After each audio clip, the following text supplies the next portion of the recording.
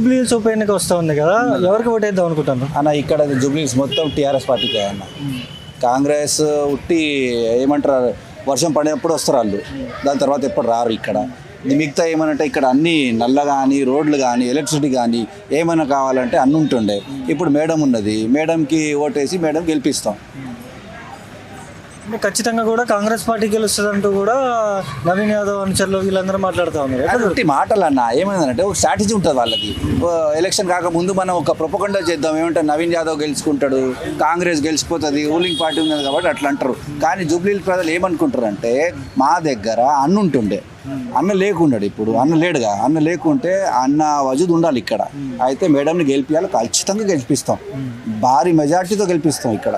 ఇప్పుడు సుమారు కాంగ్రెస్ పార్టీ అధికారంలోకి వచ్చి 2 సంవత్సరాలు అవుతుంది. అవునన్న. ఇప్పుడు కాంగ్రెస్ పార్టీ పాలన బాగుందా, బీఆర్ఎస్ పార్టీ పాలన బాగుందా? కాంగ్రెస్ పార్టీ పాలన ఏమున్నదన్న, ఉట్టి ప్రామిస్ ఇస్తారు వాళ్ళు, కానీ పనేమి చేయరు వాళ్ళు.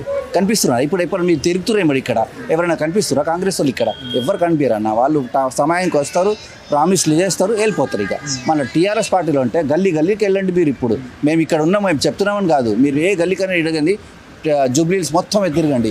ఎవరైనా ఏమంటే కాంగ్రెస్ కాదు టీఆర్ఎస్ఏ అంటారు. టీఆర్ఎస్ఏ గెలుస్తుంది, నాకు వచ్చి భారీ మెజార్టీతో గెలుస్తుంది టీఆర్ఎస్.